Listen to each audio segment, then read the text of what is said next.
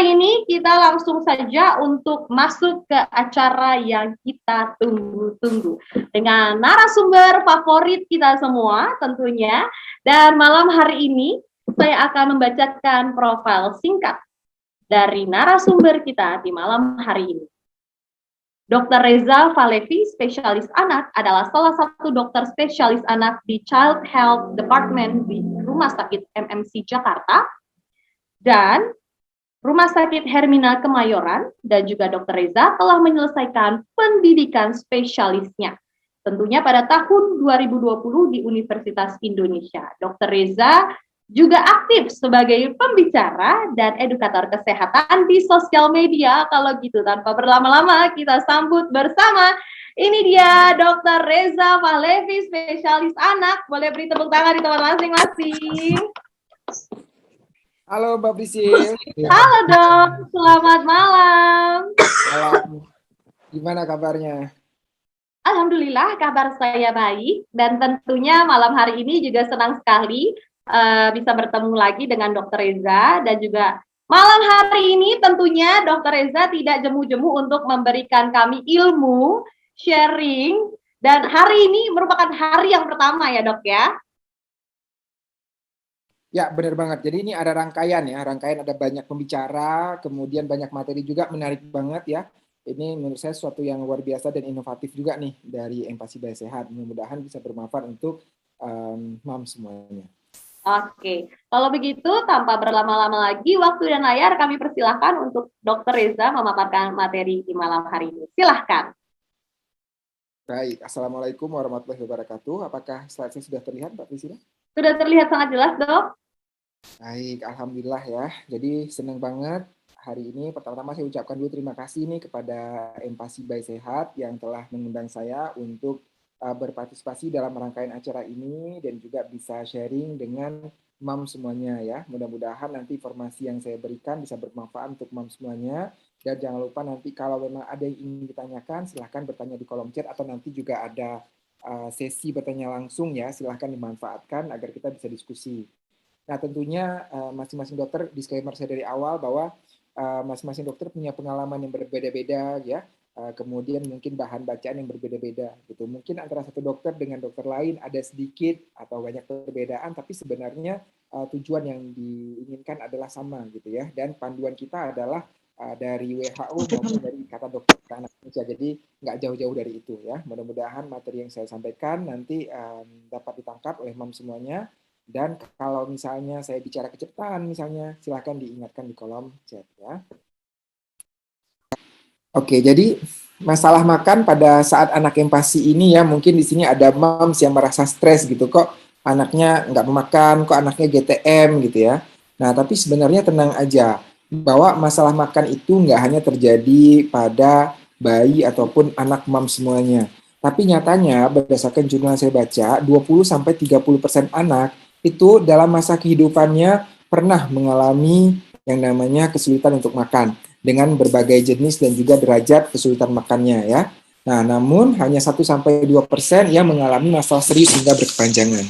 Jadi masalah makan itu adalah masalah yang wajar yang biasa terjadi. Kita nggak perlu terlalu panik, nggak perlu terlalu stres, tapi juga nggak boleh diabaikan. Karena kalau diabaikan nanti kan bisa masalah nutrisi. Tapi kalau terlalu panik, itu juga bisa menyebabkan ya ibunya akan stres sendiri, ayahnya akan stres sendiri ya. Nah, masalah makan itu ditandai dengan waktu makan yang lama ya. Jadi makan sambil bermain hingga berlari misalnya, atau menolak makan seperti GTM, atau makan udah masuk tapi dilepehkan gitu. Atau waktu makan yang penuh tekanan ya. Jadi mungkin karena orang tuanya stres, marah-marah pada saat anaknya makan, anaknya menjadi stres juga ya. Sehingga anaknya menangis, ada yang sampai direjang anaknya misalnya, atau sulit untuk meningkatkan atau menaikkan tekstur. Ini juga masalah makan yang sering terjadi pada anak-anak ya. Masalah lain adalah bisa jadi mungkin picky eater ya, kemudian ada juga anak yang nggak mau mengunyah makanan misalnya ya. Ini masalah-masalah makan yang cukup sering terjadi pada anak. Nah, masalah makan pada saat empati itu paling sering disebabkan oleh cara pemberian makan yang tidak benar ya. Jadi cara pemberian makan yang tidak benar ini misalnya tidak sesuai dengan usia anak, teksturnya nggak sesuai, jumlahnya nggak sesuai, cara pemberiannya tidak responsif feeding ya. tidak ada feeding rules yang diberikan. Ini adalah tanda-tanda anak nggak salah satu masalah yang sering menyebabkan anak nggak mau makan. Ya. Kemudian ada juga kondisi small eater misalnya. Small eater ini adalah anak yang makannya sedikit, kemudian bisa kadang-kadang status gizinya gizi kurang, dan feeding rules ini juga kadang-kadang nggak benar atau nggak diterapkan dengan baik. Ya. Bisa juga picky eater tadi ya, termasuk picky eater di sini anaknya menolak jenis makanan tertentu, anaknya pilih-pilih makanan ya. Tapi paling enggak dari satu jenis makanan, misalnya karbohidrat masih ada yang mau dimakan, protein masih ada yang mau dimakan ya. Kemudian sayur masih ada yang mau dimakan, itu disebut sebagai picky eater. Kalau kondisi lebih berat daripada picky eater ini disebut sebagai selective eater.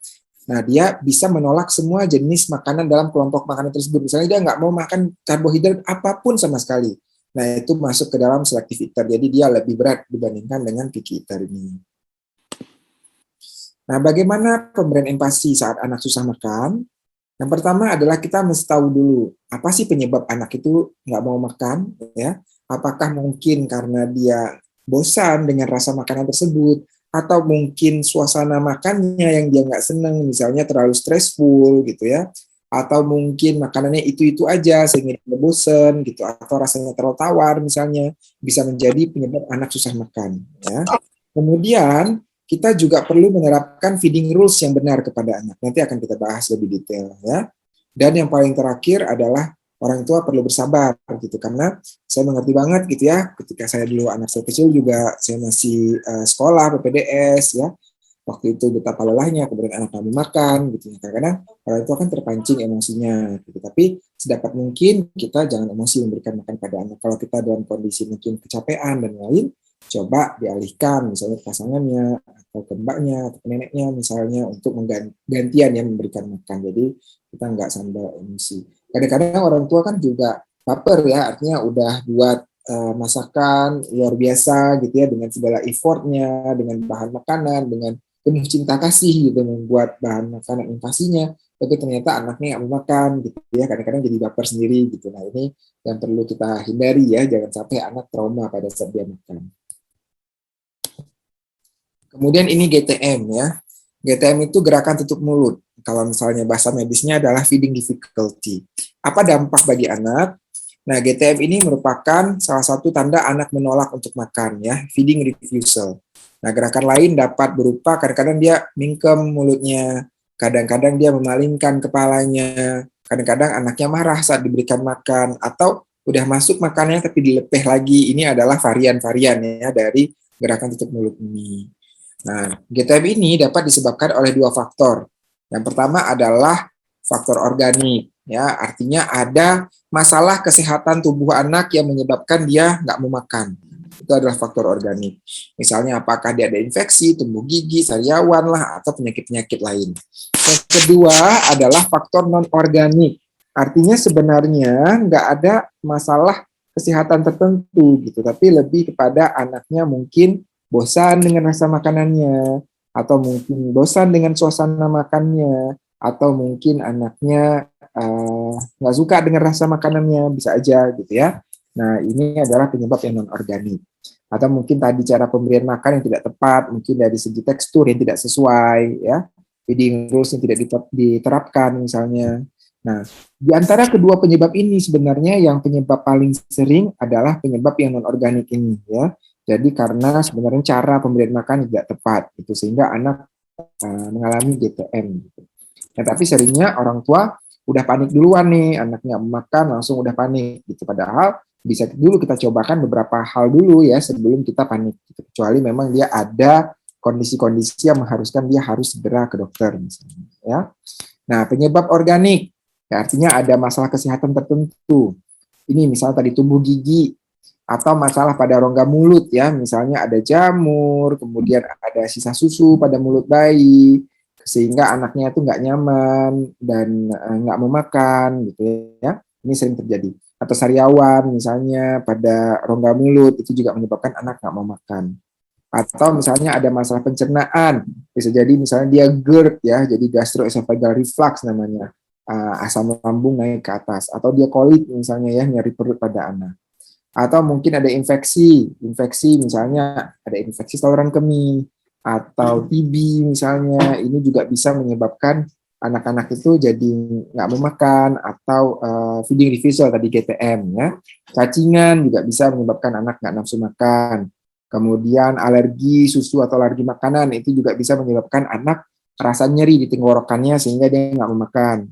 Atau anemia, anemia juga berhubungan ya. Jadi anemia ini membuat nafsu makan anak itu menurun sehingga dia nggak mau makan, nggak seneng untuk makan.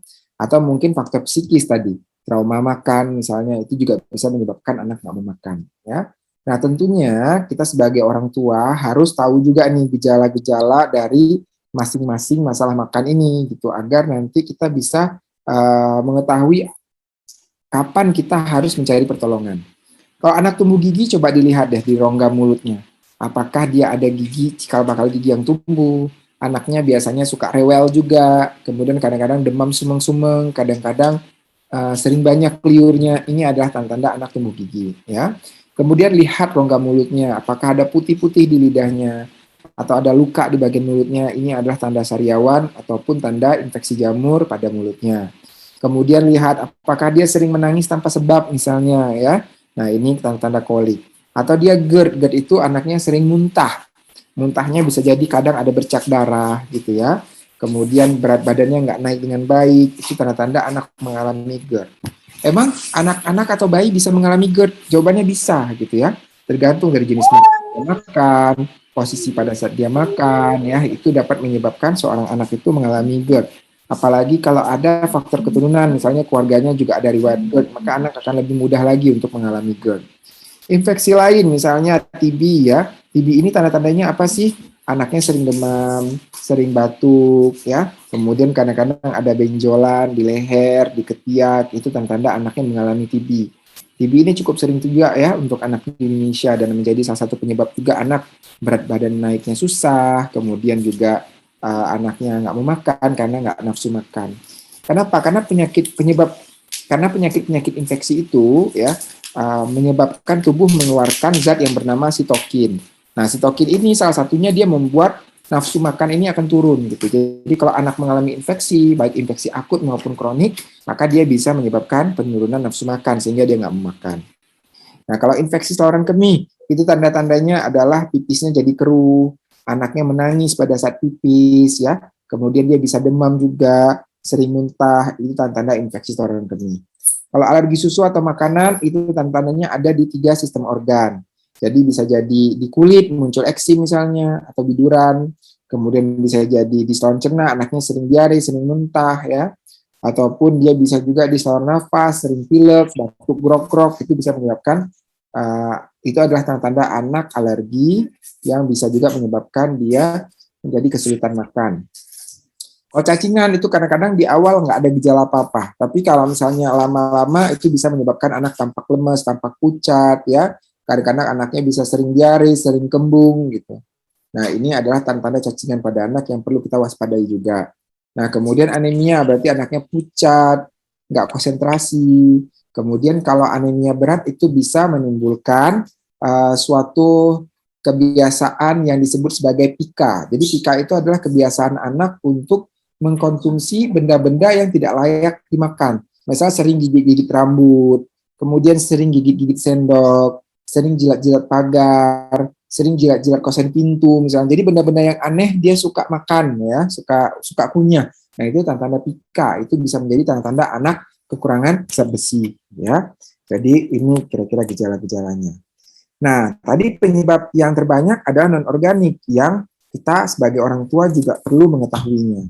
Kalau tadi ada gejala-gejala organik ini, maka mam semuanya harus segera membawa anak ke dokter ya untuk diperiksa lebih lanjut, untuk diberikan terapi yang sesuai, karena ibaratnya gangguan makan ini adalah akar masalahnya. Selama akar masalahnya itu nggak diangkat, nggak dicabut, maka akan sulit bagi anak untuk dapat makan dengan baik dan kenaikan berat badannya juga akan sulit untuk naik ya. Jadi ini harus cabut akarnya. Kalau anaknya mengalami masalah makan disertai dengan beberapa gejala tadi yang sudah saya jelaskan panjang lebar ya. Nah, kalau misalnya nggak ada gejala apa-apa, dia hanya menolak makan aja, GTM aja misalnya, maka coba kita perhatikan, jangan-jangan penyebabnya adalah faktor non-organik. Misalnya tadi jadwal makan dan snack yang terlalu berdekatan gitu ya. Nah, jadi misalnya baru setengah jam yang lalu diberikan ASI, kemudian sekarang diberikan lagi makan gitu. Nah, ini kan terlalu dekat jaraknya sehingga anak akan merasa kenyang sehingga dia nggak mau makan ya. Atau mungkin nggak diberikan apa-apa, orang tua nggak merasa diberikan susu, nggak merasa diberikan makanan, tapi ternyata mungkin ada neneknya lagi makan biskuit, kemudian dikasihlah satu butir biskuit misalnya, orang tuanya ayahnya lagi makan kacang, dikasih juga kacang misalnya gitu, kakaknya lagi makan yogurt, dikasih cicip yogurt. Nah, mungkin makanan kecil seperti ini juga bisa menyebabkan anak kenyang loh gitu, sehingga dia nggak mau makan gitu ya. Jadi perlu diperhatikan jarak. Kalau bisa anak ini harus puasa 2 sampai 3 jam sebelum jam makannya, sehingga melatih siklus lapar dan siklus kenyang anak, sehingga dia nanti mau untuk makan. Ya. Kemudian anak berpersepsi makan adalah hal yang tidak menyenangkan. Ya. Bisa terjadi kalau misalnya tadi kondisinya trauma, misalnya dipaksa makan, dimarahi, direjeng misalnya, itu dia trauma pada saat makan, sehingga pada saat waktu makan dia udah ketakutan duluan. Ketika orang tua menyiapkan makanan, dia mendengar suara sendok sama piring aja, anaknya udah ketakutan, udah rewel, udah sembunyi gitu. Itu ada kejadiannya ya, saking dia takut untuk makan, karena selalu pada saat makan, dia stressful waktu tersebut. Nah, kemudian makanan tidak variatif gitu ya, jadi masak misalnya tadi, tapi menunya itu-itu aja gitu, dan seminggu itu-itu aja. Kan kalau dulu orang tua kita bilang, oke, makanan yang sama 1 minggu gitu, biar dia mengenal. Nah, ini kan juga bisa menyebabkan anak bosan gitu. Atau mungkin empati sportif ya. Empati sportif itu kan dia nggak terlalu banyak variasinya. Jadi itu aja. Jadi ibunya mau habisin dulu satu kotak yang rasanya misalnya bayam daging misalnya. Nah, itu terus diberikan sampai habis satu kotak dulu. Nah, ini tentunya anaknya juga akan bosen, sehingga dia nanti jadi malah DTM. Kemudian tekstur yang tidak sesuai dengan usianya. Misalnya kalau anaknya masih terlalu muda, misalnya 6 sampai 8 bulan, tapi diberikan tekstur kasar, dia belum siap untuk menerimanya, maka dia jadi nggak mau makan. Atau sebaliknya, misalnya anaknya udah setahun, tapi diberikan teksturnya bubur terus, maka dia juga nggak mau makan. Ya, jadi naik tekstur ini juga penting diperhatikan. Nah, atau yang lain, misalnya ada picky eater, dia pengen jenis makanan tertentu, misalnya, ya. Atau mungkin ada feeding rules yang tidak sesuai. Jadi misalnya tidak menerapkan feeding rules, makannya ada distraksi misalnya sambil nonton TV, sambil nonton YouTube misalnya. Ini juga bisa menjadi salah satu penyebab anak jadi nggak mau makan atau menolak makan ya. Oke, sekarang kita akan bahas secara detail. Tadi kan Dr. Eva udah bahas ya sedikit mengenai feeding rules. Sekarang kita akan bahas mengenai feeding rules ya secara detail. Yang pertama jadwal makan. Jadi makan itu ya ada namanya makan selingan 2 sampai 3 kali. Ada makanan utama 2 sampai 3 kali dan ada makanan selingan ya. Makanan selingan itu 1 sampai 2 kali ya. Susu dapat diberikan ya 2 sampai 3 kali pada siang hari, kemudian malam juga bisa diberikan lebih sering lagi. Jadi ada waktu-waktunya ya. Kemudian jeda waktu antara makan itu sekitar 2 sampai 3 jam agar anaknya ada siklus lapar dan siklus kenyang. Nah, waktu makan ini 30 menit. Di antara hanya boleh konsumsi air putih di antara waktu makan. Jadi misalnya pagi jam 8 makan, misalnya jam 10 waktu snack. Di antara waktu makan itu hanya boleh air putih. Kenapa air putih? Karena air putih ini nggak mengandung kalori, sehingga nggak menyebabkan anak rasa kenyang, walaupun perutnya penuh tapi nggak rasa kenyang gitu ya. Sehingga inilah yang menyebabkan boleh diberikan air putih. Selain itu, pemberian air putih pada awal empasi ini juga bermanfaat agar anaknya tidak sembelit, misalnya ya, ini juga bermanfaat. Oke, kemudian kita lihat lagi. Yang kedua, lingkungan. Lingkungan yang menyenangkan, ya. Kemudian tidak dipaksa untuk makan, tidak dalam tekanan misalnya, tidak distraksi misalnya ini contoh gambarnya sambil nonton TV, kemudian sambil nonton YouTube atau main elektronik, main HP, jangan dibiasakan seperti itu ya. Jadi sejak awal itu tidak dibiasakan makan itu sambil nonton, ya. Kemudian nggak memberikan makanan juga sebagai hadiah, misalnya dia bisa melakukan sesuatu makanannya hadiahnya adalah makanan, itu tidak dianjurkan ya. Kemudian prosedur, berikan makanan dalam porsi yang kecil sesuai dengan porsi anak. Nanti kita akan bahas porsinya ya. Kemudian berikan makanan utama dulu baru diakhiri dengan minum. Karena kalau minum dulu maka dia bisa kenyang tadi ya. Jadi makanan dulu baru minum. Kemudian dorong anak untuk makan sendiri, jadi bisa diberikan sendok. anaknya melatih untuk dia ngambil makan sendiri, masukin makanan ke mulutnya gitu ya. Itu membuat dia lebih tertarik untuk makan dan melatih juga untuk dia bisa makan sendiri nanti pada saat dia harus sudah makan sendiri usia setahun ke atas. Kalau anak nggak mau makan, misalnya menutup mulut, memalingkan wajah, menangis, maka hentikan proses makan dan tawarkan kembali secara netral setelah dia diam, ya, tanpa memaksa. Nah, kalau misalnya anak 10 sampai 15 menit nggak mau makan sama sekali, maka akhiri proses makan ya. Jadi kalau dia mau makan, kemudian berhenti makan, maka 30 menit totalnya. Tapi kalau dari awal kita kasih makanan dia nggak mau lihat sama sekali, mungkin dia masih kenyang ya, 10 sampai 15 menit diangkat. Kemudian kalau misalnya anak makan itu kan pasti dia akan cemotan ya, mulutnya kotor, tangannya kotor gitu seperti gambar ini. Nah, maka ini hanya dibersihkan setelah anak selesai makan. Jangan satu suap kemudian mulutnya kotor dilap dulu, satu suap tangannya kotor dilap lagi. Jangan seperti itu kan membuat anak risih. Jadi biarkan dulu selesai proses makan, kemudian baru sekali dibersihkan mulutnya, tangannya misalnya, bajunya, celemetnya dan lainnya. Nah, apa sih manfaat feeding rules ini? Feeding rules ini kan terkesan kayak apa ya? Kok tega banget gitu ya. Anak 30 menit makannya, kemudian kalau 15 menit nggak dimakan, diangkat makanannya gitu. Kemudian di antara waktu makan cuma dikasih air putih, kok tega banget sih? Nah, sebenarnya tujuannya adalah untuk melatih siklus lapar dan kenyang secara teratur gitu ya. Karena dengan demikian terbentuk kebiasaan yang baik, habit yang baik sehingga anaknya mau makan ya. Kemudian feeding rules juga mencegah anak trauma pada saat makan karena pada feeding rules kita menerapkan bahwa anak itu nggak perlu dipaksa atau dimarahi pada saat dia makan ya. Kebiasaan melatih kebiasaan makan yang benar untuk jangka panjang. Jadi anak itu kalau bisa pada saat dia makan diposisikan dalam kondisi duduk ya. Jadi jangan sambil digendong, sambil lari-lari. Kenapa? Karena akan kesulitan sendiri nanti. Ingat bahwa proses makan ini bukan seperti minum obat yang hanya seminggu, tapi prosesnya panjang sampai anak dia besar nanti. Kebayang nggak kalau anak harus makan sambil digendong, nanti beratnya semakin lama makin bertambah gitu. Kita akan kecapean sendiri setiap saat harus menggendong anak pada saat dia makan.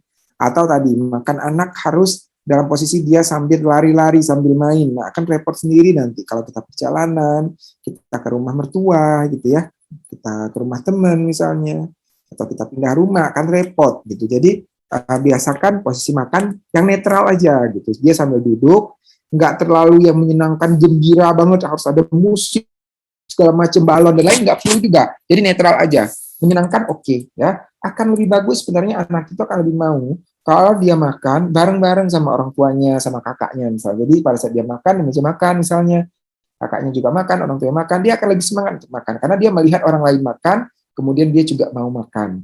Karena kan anak-anak itu mendekati usia 6 bulan, itu biasanya ketika orang tua makan kan dia udah kelihatan mupeng ya, pengen makan. Nah, makanya akan lebih menyenangkan kalau dia makan bareng-bareng sama keluarga, ya. Tapi kalau enggak pun enggak apa-apa, asalkan tadi enggak terlalu yang over excited, enggak terlalu banyak sesajen-sesajennya, ritual-ritualnya, ya. Kemudian enggak juga yang terlalu stressful yang membuat anak bisa trauma. Kemudian juga melatih kemandirian dan penerimaan anak terhadap makanannya. Karena tadi kita kan memberikan sendok pada saat dia makan, sehingga dia melatih juga untuk makan sendiri ya. Ini juga melatih kebiasaan makannya di kemudian hari agar dia lebih mandiri. Nah, bagaimana mengatasi kondisi small eater? Nah, small eater ini merupakan istilah untuk anak dengan keluhan makannya sedikit, kemudian biasanya gizinya kurang ya. Padahal feeding rules-nya udah dicoba terapkan dengan benar. Nah, anak dengan small eaters ini beresiko mengalami gagal tumbuh karena asupannya yang kurang ya. Jadi biasanya tuh memang makannya porsinya sedikit gitu ya. Nah, tapi sedikit tapi dia cepat kenyang gitu. Itu ciri-ciri dia small eater gitu. Kalau orang tua dulu bilang ya mungkin lambungnya kecil gitu ya. Padahal ini memang kondisi small eater. Nah, kondisi ini harus dipantau ketat ya. Kalau bisa kita konsultasi setiap bulan ke dokter spesialis anak agar ditimbang, diukur tingginya, kemudian dilihat kurva pertumbuhannya bagaimana, karena anak dengan small eater ini bisa berisiko mengalami gangguan tumbuh kembang. Ya. Nah, kalau misalnya anak small eater, maka ada beberapa hal yang bisa kita lakukan. Ya. Misalnya kita meningkatkan nafsu makan dengan menciptakan rasa lapar dan kenyang tadi, dengan menerapkan feeding rules, kemudian ada jadwal makan, dengan jarak antara waktu makan dijeda ya 2 sampai 3 jam. Kemudian kalau jadwal makan terstruktur ini dia menyebabkan anak itu lebih memiliki pola yang teratur untuk makan nanti. Itu salah satu caranya. Yang kedua, tawarkan makanan utama dan cemilan lebih sering. Jadi istilahnya adalah small frequent feeding. Dia makan kan sedikit-sedikit tapi lebih sering ya, dibandingkan dengan anak lain. Nah, kemudian kalau misalnya makanan di dalam sedikit, kita khawatir berat badan yang nggak naik dengan baik, maka kita bisa tambahkan dengan kandungan lemak yang tinggi misalnya, sehingga kalorinya tinggi. Karena perlu diingat, 1 gram karbohidrat itu kandungannya adalah 4 gram, 4 kalori. Ya. 1 gram protein kandungannya adalah 4 kalori, tapi 1 gram lemak kandungannya adalah 9 kalori. Jadi dalam jumlah yang sama, lemak itu mengandung kalori atau energi 2 kali lebih banyak dibandingkan karbohidrat atau protein gitu. Jadi kalau dia makannya sedikit tapi misalnya lemaknya tinggi ya, ini akan lebih gampang dia untuk naik berat badannya. Pertanyaan berikutnya, emang boleh dok ya anak itu diberikan lemak yang banyak? Nah jawabannya boleh. Kenapa? Karena terutama pada 1.000 hari pertama kehidupan, yaitu di bawah usia 2 tahun, itu kan pertumbuhan massa otak itu cepat sekali di situ ya. Sekitar 70-80% pertumbuhan massa otak terjadi pada 1.000 hari pertama kehidupan. Nah, salah satu untuk membentuk massa otak ini adalah dari lemak. Makanya kalau misalnya kita lihat ASI, ASI itu kandungan lemaknya tinggi ya, hingga sampai sekitar 50% kandungan lemaknya. Makanya ketika kita memberikan empasi pertama, kalau pada anak small eater ini apalagi contohnya kita bisa memberikan kandungan lemak yang lebih tinggi. Misalnya 35 sampai 45% ya, agar kalorinya lebih tinggi, kenaikan berat badan lebih bagus, pertumbuhan lebih bagus, pertumbuhan otaknya juga lebih bagus ya.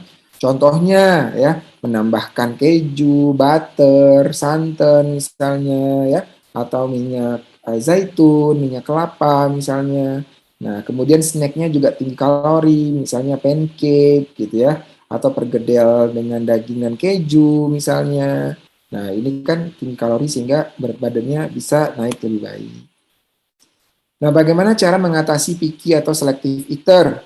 Nah, mengatasi ketidaksukaan terhadap makanan dengan pengenalan jenis makanan baru menggunakan prinsip-prinsip sebagai berikut. Yang pertama, kita sajikan makanan dalam porsi yang kecil-kecil gitu sehingga dia bisa memilih ya. Kemudian orang tua menyajikan berbagai jenis makanan walaupun makanan tersebut bukan kesukaan anak ya. Jadi atau kesukaan orang tua dua-duanya. Kadang-kadang nih orang tua itu banyak juga kecenderungan dia ngasih makanan kepada anak yang orang tuanya suka gitu, belum tentu anaknya suka gitu. Kemudian ketika anaknya suka, kita label anaknya sebagai picky eater. Mungkin dia mau jenis makanan yang lain gitu ya. Contohnya pengalaman keponakan saya sendiri, dia tuh nggak suka nasi gitu. Dia entah kenapa sukanya itu pola makanan seperti orang barat gitu. Dia maunya roti, dia maunya kentang ya, dia maunya pizza misalnya. Kemudian dia maunya kadang-kadang roti cane gitu ya. Nah, roti dia tapi nggak mau sama sekali nasi gitu ya. Nah, jadi ubah paradigma bahwa anak itu makanannya kesukaannya harus sama dengan orang tuanya. Enggak seperti itu. Jadi bisa aja anak itu seleranya berbeda. Orang tuanya misalnya nggak suka makan gudeg, atau anaknya bisa aja suka makan gudeg. Tapi makanya kita harus itu tawarkan dulu. Jangan-jangan itu jenis makanan yang ia suka. Ya. Paparkan anak terhadap makanan baru sebanyak 10-15 kali untuk pengenalan awal. Ya. Makanan dapat disajikan di orang tua.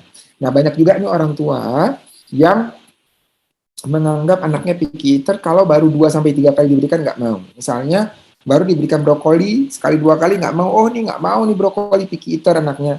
Malah nggak demikian. Untuk dia proses adaptasi masing-masing anak ini berbeda. Ada yang cepat, ada yang lambat. Ada yang butuh sampai 10-15 kali baru dia bisa menerima jenis makanan tersebut. Ada yang cepat gitu ya.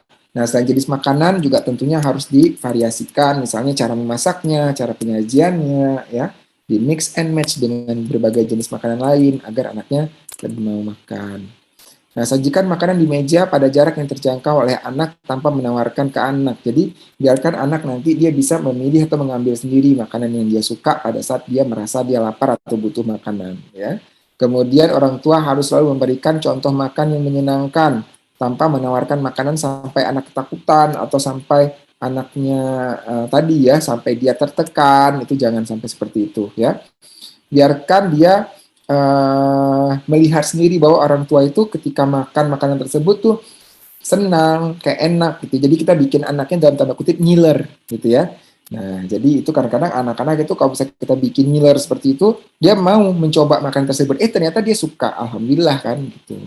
Kemudian jika paparan terhadap makanan yang menyebabkan anak ingin muntah atau bahkan muntah, hentikan makanan tersebut dan cobalah makanan yang lebih mendekati makanan yang disukai anak ya. Jadi ada yang dia cuma nggak mau aja makanan tersebut. Tapi kalau misalnya kita kasih makanan tersebut dia udah sampai kayak muntah gitu, misalnya dia nggak suka dengan keju jenis tertentu gitu ya.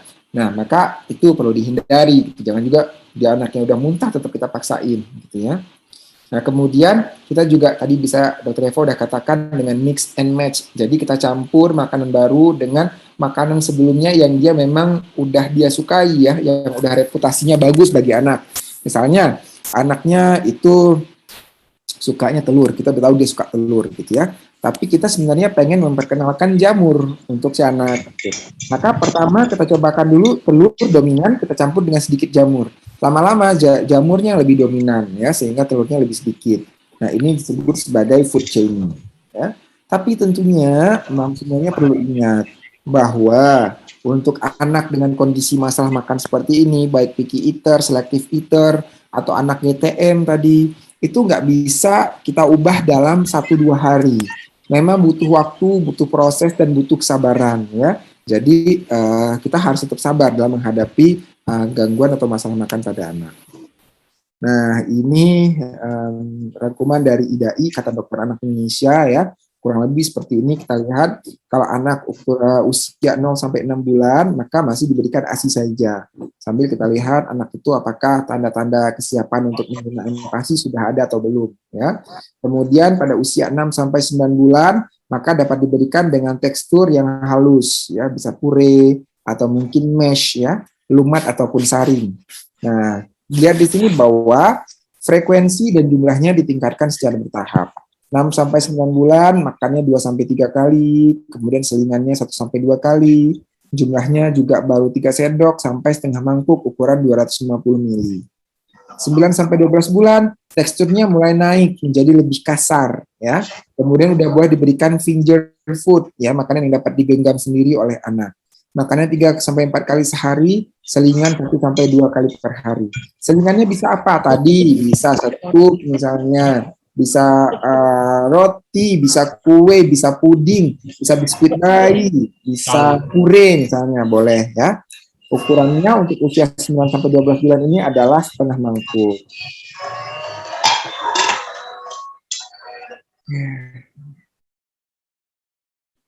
Oke, kemudian usia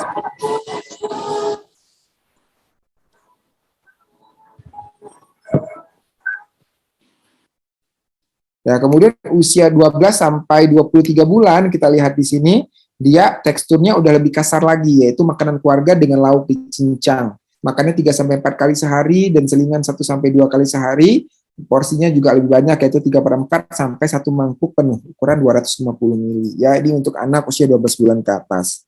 Nah, ini contoh jadwal makan kita lihat di sini ya. Jadi jarak antara waktu makan itu atau ASI adalah 2 sampai 3 jam kurang lebih. Kalau di siang hari jaraknya per 2 jam, kalau di malam hari jaraknya sekitar 3 atau 4 jam di sini ya. Nah, jadi kalau kita lihat di sini anak itu ketika dia udah mulai makan, ASI-nya itu banyaknya pada malam hari ya. Sedangkan pada siang hari banyak makan. Baik makan dengan ASI jaraknya 2 jam, makan dengan ASI jaraknya 2 jam. Makan dengan ASI dengan makan siang jaraknya 2 jam. ASI dengan makanan selingan jaraknya 2 jam ya. Awal-awal makanan selingan boleh 1 kali ya, lama-lama dinaikkan 2 kali. Gitu. Makan juga ya, jadi pertama mungkin 1 kali dulu, naik 2 kali, tambah selingan 1, kemudian makan 3 kali, sampai akhirnya dia bisa makan 3 kali, selingan 2 kali. Itu target kita ya. ASI dominan pada malam hari. Nah, pemberian ASI yang yang baik itu bagaimana? Yang pertama diberikan tepat waktu, yaitu diberikan ketika usia 6 bulan ya, jangan terlalu cepat, jangan juga terlalu lambat. Kalau terlalu lambat resiko dia malnutrisi, kalau terlalu cepat resiko dia nggak siap untuk menerima empasi, resiko tersedak dan gangguan saluran cerna. Yang kedua adalah adekuat, artinya memenuhi kebutuhan energi dengan komposisi yang lengkap, ada proteinnya, ada lemak, ada karbohidrat ya, dan juga mikronutrien terpenuhi dengan baik. Aman dan higienis ya, jadi proses mulai dari hulu ke hilir. Artinya mulai dari bahan makanannya, cara penyimpanan makanannya, Kemudian pada saat ibu memasak harus cuci tangan, menggunakan air bersih, alat makan yang bersih, ya, alat masak yang bersih. Kemudian setelah dia selesai makan atau dimasak itu juga disimpan dengan benar, ya. Dan yang terakhir adalah pemberian secara responsif. Artinya kita juga harus melihat tanda lapar dan tanda kenyang anak.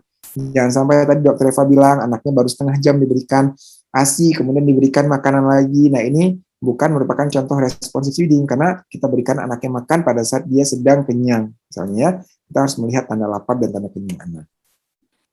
Hal perlu diperhatikan, tadi protein hewani udah boleh diberikan sejak awal ya. Jadi udah nggak menganut lagi sistem misalnya kayak dulu menu tunggal dulu misalnya ya, nggak seperti itu. Jadi dari awal udah menu lengkap. Kemudian kalau diberikan sumber protein maka sumber proteinnya harus matang ya. Jadi jangan setengah matang karena resiko kalau setengah matang masih ada kuman yang hidup sehingga gangguan saluran cerna. Madu tidak diberikan hingga anak berusia 1 tahun ke atas karena di dalamnya ada spora kuman salmonella, ada spora botulinum ya. Kebersihan dijaga, kemudian alat masak semua harus jaga kebersihan dan boleh ditambahkan dengan minyak atau mentega ya untuk menambah kalori di dalam empasi. Nah, dalam jangka panjang ini beresiko untuk mengalami kondisi seperti masalah gizi ya, baik gizi kurang, gizi buruk, stunting ya, kalau misalnya nggak diperhatikan atau nggak diatasi. Dan risikonya nanti anaknya lebih rentan mengalami infeksi, IQ-nya lebih rendah ya, daya tahan tubuhnya juga lebih rendah. Nah, selain itu masalah makan juga berpotensi menyebabkan gangguan perilaku pada anak ya. Kemudian tadi misalnya gara-gara stressful, anaknya menjadi panik atau menjadi trauma pada saat makan. Nah, masalah makan ini juga bisa terbawa sampai anak besar atau remaja. Oke, jangan lupa pantau pertumbuhan anak di kurva pertumbuhan. Untuk anak di bawah 5 tahun kita menggunakan kurva WHO namanya ya. Jadi agar kita nggak kira-kira anaknya lebih kurus dibandingkan anak tetangga. Jangan pakai kira-kira. Kita harus plot, timbang dengan benar beratnya, tingginya, kemudian diplot di kurva pertumbuhan. Jadi kita tahu naiknya benar nggak sesuai dengan kurva pertumbuhan, bukan hanya sekedar dengan kira-kira saja.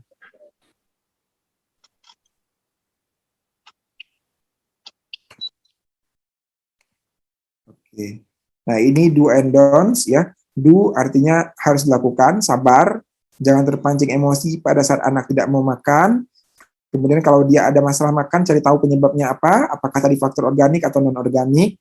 Kemudian kita terapkan feeding rules yang benar, kita perbaiki rasa dan variasi makanan, jangan itu-itu aja, rasanya juga harus lebih enak ya. Boleh garam sedikit atau gula sedikit boleh ya, untuk empasi kalau anaknya nggak mau makan, asal jangan kebanyakan juga. Kemudian perkenalkan makanan baru secara bertahap sebanyak 10-15 kali sebelum kita memutuskan anaknya kita klaim sebagai picky eater ya. Kemudian merubah penampilan atau penyajian makan anak menjadi seperti lebih menarik seperti ini misalnya. Ini akan berpengaruh terhadap kemauan makan anak. Atau mungkin mengganti piringnya, mengganti sendoknya dengan bentuk yang lebih menarik. Ini juga dapat membuat anak lebih mau untuk makan ya. Nah, kemudian kalau anak nggak mau makan brokoli, misalnya kita juga bisa menyamarkan dengan jenis makanan lain, yaitu food change tadi ya. Kita tambahkan ke makanan yang disukai oleh anak, kemudian perlahan kita lebih tingkatkan gitu. Itu bisa dilakukan. Yang nggak dilakukan adalah kita cepat menyerah, mengatakan bahwa anak nggak suka satu jenis makanan, padahal baru dicoba 1-2 kali ya. Kemudian memberi makan atau susu di antara waktu makan anak, atau mungkin biskuit, cemilan dan lain ya. Kemudian memberikan makan apa saja yang penting anak mau makan.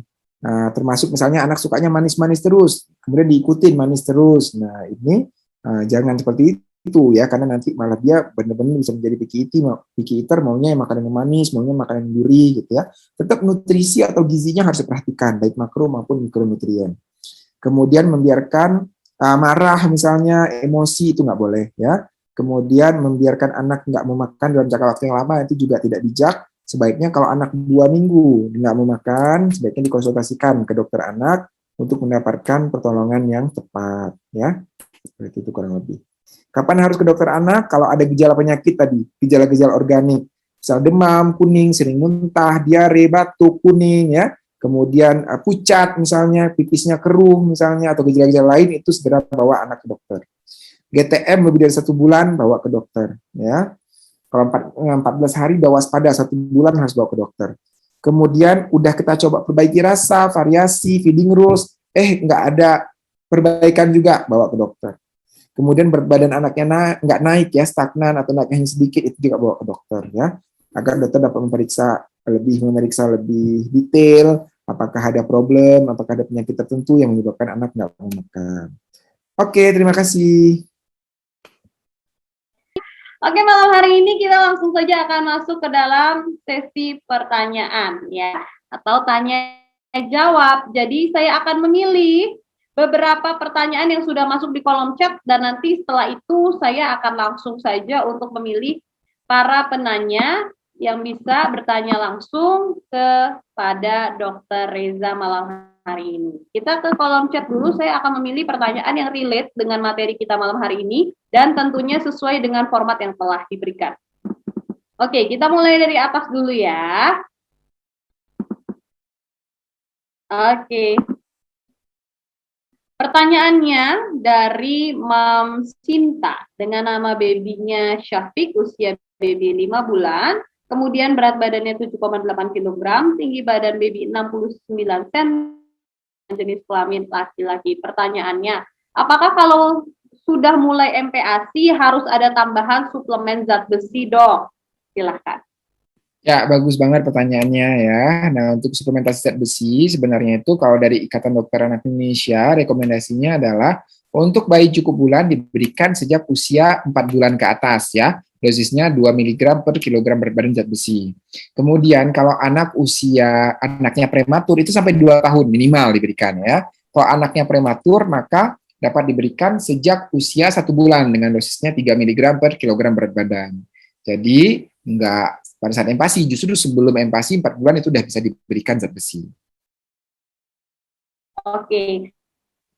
Jadi untuk mam semuanya sebelum dari 6 bulan, berarti mulai dari 4 bulan juga sudah bisa diberikan untuk tambahan zat besi ya, Dok ya. Selanjutnya, nama mamnya adalah Mam Moya Aisyah dengan babynya Kalula Rosena, usia baby 4 bulan, berat badannya 6,5 kilogram dengan tingginya 63 cm dan perempuan. Pertanyaannya, Dok, apakah ASI diperbolehkan untuk dicampur ke snack atau kudapan MPASI? Jawabannya boleh ya, jadi boleh dicampur dengan misalnya kita ada biskuit bayi. Biskuit bayi itu boleh kita larutkannya dengan misalnya ASI boleh.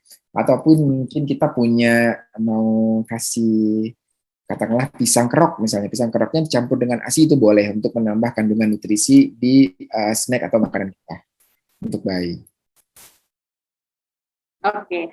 Jawabannya boleh ya, Mami ya. Selanjutnya, nama mamnya adalah Lili dengan nama babynya Kivalo, usianya 9 bulan untuk babynya, berat badan 10 kilo, tinggi badan babynya di kosong ini. Jadi kelaminnya laki-laki. Pertanyaannya, Dok, anak saya belum tumbuh gigi. Kemarin di usia 8 bulan naik tekstur tapi jadi GTM selama 2 minggu. Usia 9 bulan naik tekstur sudah bisa, tapi durasi makannya jadi lama, Dok.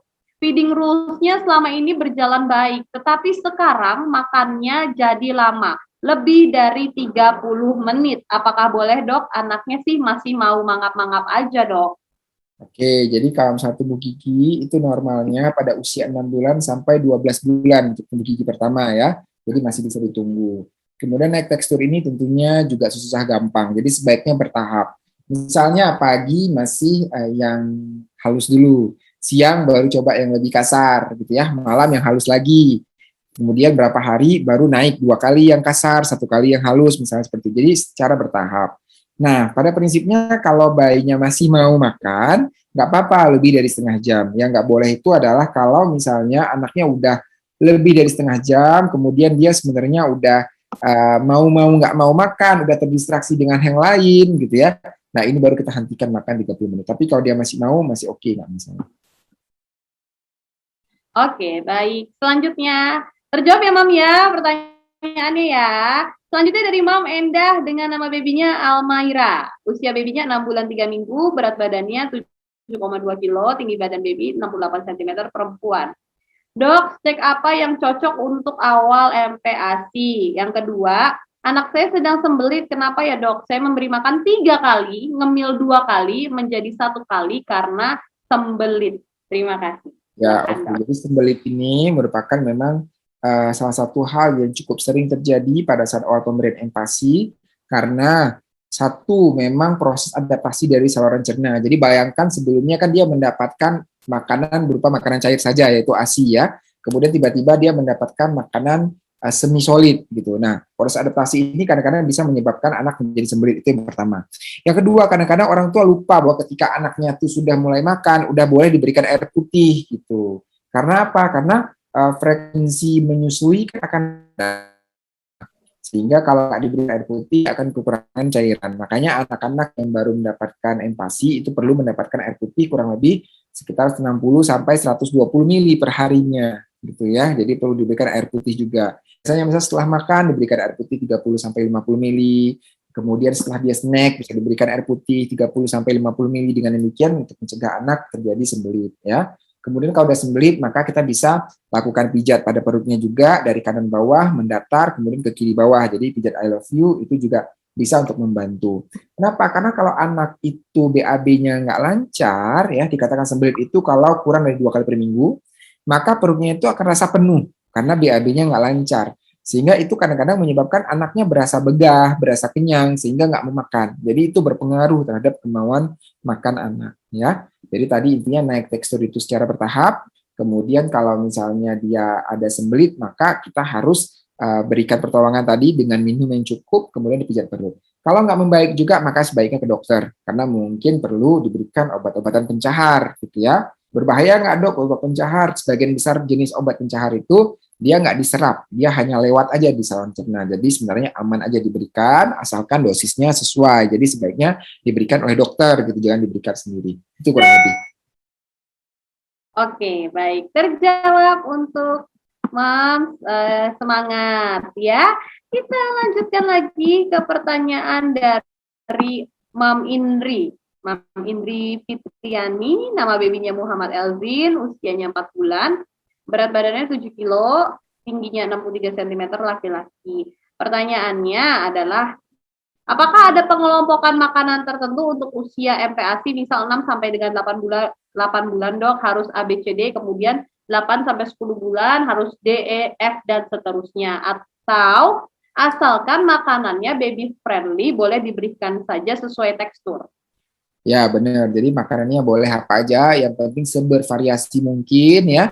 Kemudian yang penting teksturnya sesuai, jumlahnya juga tadi porsinya sesuai gitu ya. Yang perlu diperhatikan khusus misalnya pada anak-anak yang mengalami alergi, misalnya alergi protein susu sapi ataupun alergi makanan lain, maka perlu dihindari makanan-makanan yang bisa memicu alerginya. Jadi misalnya bayinya memang sebelumnya ada alergi protein susu sapi dan sekarang lagi fase untuk eliminasi atau dihindari protein susu sapi, maka ya jangan kita berikan makanan mengandung susu sapi, misalnya apa keju, yogurt, itu kan mengandung susu sapi, itu perlu dihindari gitu ya. Ataupun mungkin anaknya ada riwayat alergi terhadap seafood misalnya, itu juga perlu kita hindari gitu. Jadi selama nggak ada kondisi tersebut, ya apa aja sebenarnya boleh kita berikan, asalkan tadi dengan porsi dan komposisi yang sesuai. Komposisinya adalah kurang lebih tadi ya, untuk karbohidrat bisa sekitar 50%, lemaknya bisa banyak ya, sekitar 35 sampai 45%, proteinnya sekitar 10 sampai 20%. Oke, baik. Ini ada satu pertanyaan lagi yang akan saya Oh ya, satu dari kolom lagi. Sorry, tambahan. Setelah itu live Q&A, ya. jadi Mam. Tambahan sedikit lagi tadi adalah contohnya madu. Madu itu kan belum bisa diberikan untuk anak di bawah usia setahun ya. Kemudian makanan yang diberikan juga makanan yang matang. Sama satu lagi saya perlu ingatkan bahwa sayur dan buah itu kalau untuk anak usia di bawah setahun itu hanya untuk pengenalan rasa saja. Jadi sedikit saja, nggak perlu terlalu banyak. Karena kalau terlalu banyak, takutnya anaknya itu akan kenyang. Karena kan sayur dan buah banyak seratnya, gitu ya. Jadi dia akan kenyang dengan sayur dan buah, sehingga makanan yang utama tadi yang mengandung karbohidrat, protein, dan lemak, itu malah dia nggak makan, gitu. Sehingga kenaikan berat badannya nggak baik. Jadi itu yang perlu diperhatikan untuk anak di bawah setahun, sayur dan buah hanya sedikit saja, sama belum bisa diberikan madu, sama kalau makanan itu harus matang untuk sumber proteinnya. Oke, jangan lupa dicatat, Mam, ya, jangan sampai kelewatan. Oke, satu pertanyaan dari kolom chat, kemudian siapkan wajah Anda kalau mau bertanya, pastikan kameranya jangan dimatikan, langsung aja raise hand, nanti saya yang pilih. Oke, satu pertanyaan lagi dari kolom chat, ini dari Mam Lopiga, dengan nama babynya Ginta, usia baby 7 bulan, berat badan baby 7 kilo, dan tinggi baby 65 cm, perempuan. Dok, saat ini anak saya frekuensi BAB-nya 3 sampai dengan 5 kali dalam sehari sejak 4 hari ini. Pagi hari dapat bubur susu pakai biskuit. Siang dan malam saya beri bubur yang saya masak sendiri. Saat ini buburnya masih saya blender halus. Kira-kira sebaiknya makanan seperti apa ya dok yang saya harus kasih? Oke ya, jadi intinya adalah ketika anak itu mulai mendapatkan empati, tadinya yang BAB-nya itu seperti bubur, itu teksturnya akan perlahan-lahan naik seperti pasta kurang lebih ya. Frekuensinya juga yang tadinya dia biasanya itu anak mendapatkan ASI itu kan bisa BAB itu sampai 5 kali per hari, kemudian setelah dia mendapatkan empati itu berkurang, kurang lebih maksimal 3 kali per hari. Kalau anak itu BAB-nya lebih dari 3 kali per hari ditambah dengan teksturnya lebih cair dibandingkan biasanya, maka ini disebut sebagai diare ya, yang perlu kita konsultasikan ke dokter. Mungkin bisa jadi dia nggak cocok dengan jenis makanannya, entah ada intoleransi misalnya atau alergi, atau mungkin makanannya kurang bersih ya. Artinya mungkin dibiarkan disimpan dalam suhu ruangan lebih dari 2 jam gitu ya. Jadi perlu diingat bahwa makanan itu kalau untuk di iklim Indonesia ini, kalau dia udah dimasak mateng, kalau dibiarkan di suhu ruangan itu hanya bisa bertahan sampai maksimal 2 jam. Ya. Jadi kalau kira-kira kita akan memberikan lebih dari 2 jam, maka masukkan kulkas dulu. Nanti ketika mau diberikan kepada anaknya baru kita hangatkan lagi. Gitu caranya. Ya, jadi jangan dibiarkan lama-lama. Misalkan mams masak pagi nih. Pagi oke, masak kalau untuk 6 bulan tadi udah benar kok. Jadi bisa di blender, bisa disaring ya. Nah, itu tekstur yang sesuai. Nah, jadi nanti kalau misalnya masak pagi sekali untuk makan siang dan makan malam, itu langsung kita bagi ke dalam tempat-tempat. Jadi ada tempat untuk makan siang, ada tempat untuk makan malam ya. Kemudian yang pagi langsung diberikan, yang malam sama siang dimasukkan dulu nih ke kulkas, cukup ke chiller aja. Jadi nanti ketika makan siang tinggal kita hangatkan. Bisa dihangatkan di atas rice cooker ya, kalau punya microwave juga boleh misalnya, kemudian baru diberikan lagi kepada anaknya. Begitu juga yang malam. Jadi suhu perlu diperhatikan ya untuk biar makanan tetap fresh dan tidak ada kontaminasi. Sama kalau untuk tekstur sebenarnya udah benar untuk 6 bulan sampai 9 bulan dia bubur halus masih diberikan ya. Nah, kira-kira seberapa kental, Dok? Kalau untuk anak 6 sampai 9 bulan ini kurang lebih ketika kita masak buburnya, kemudian udah selesai, kita coba angkat dengan sendok, kita miringkan. Kalau dia masih jatuh, maka itu sesuai untuk anak usia 6 sampai 9 bulan ya. Kalau untuk anak usia 9 sampai 12 bulan itu kita ketika kita angkat kan dia udah kasar nih. Ketika kita angkat, kita miringkan sendoknya itu udah nggak jatuh lagi. Nah, itu tandanya udah sesuai untuk tekstur anak usia 9 bulan ke atas. Tapi tentunya kan harus naik bertahap juga tadi ya untuk proses naik tekstur. Itu kurang lebih ya. Oke, baik. Selanjutnya untuk teman semua sudah banyak yang raise hand dan juga open cam. Satu kali lagi ya, Mam ya. Untuk saya ingatkan, pertanyaannya satu. Jangan pertanyaan borongan ya, supaya semuanya kebagian. Oke. Oke, kita ke Mam Ningsih Rotua yang tampaknya sambil webinar, sambil bertugas. Silahkan Mam Ningsih untuk di-unmute. Selamat malam, Mam. Dari mana? Selamat malam, Mbak. Saya dari Batam. Halo, dari Batam ya. Jauh ternyata ya. Ini masih bertugas ya? Iya, saya lagi kerja. Luar biasa. Kerja di mana nih? Kayaknya tak pakai seragam ya. Saya kerja di Rumah Sakit Karis Medika di Batam. Oh, luar biasa. Gimana? Kenapa, Dok? Dokter, perawat, bidan atau gimana? Nah, saya bidan, Dokter. Bidan, oh ya, oke. Ya gimana? Oke. Silahkan pertanyaannya Ibu Bidan. Iya benar itu Kak. Ini ya? Iya. Jadi gini dokter, kita kan masih kental nih dengan budaya orang tua ya. Kadang orang tua bilang kayak masalah sekarang ini kan anak saya mau naik tekstur. Kemarin sempat naik tekstur tapi makannya sedikit. Nah, datang orang tua saya, ya udah dibuburkan aja terus toh juga mau makan, ngapain harus dinaik tekstur. Jadi saya mau tanya nih dok, jadi sebenarnya lebih baik kita tidak naik tekstur tapi anaknya mau makan atau kita naik tekstur tapi anaknya nggak mau makan gitu. Karena itu jadi perdebatan saya sama mertua gitu, sama orang tua juga. Ya udah ngapain dinaik tekstur sih? Anaknya nggak mau makan. Dia kan makan bubur mau juga makan Itu gimana dok? Coba kasih pendapat dokter, arahan supaya bisa menjawab mertua atau orang tua, mungkin juga ada mom di luar sana yang sama dengan saya gitu. Oke, jadi ini sering banget ya terjadi ya nih ya kayak.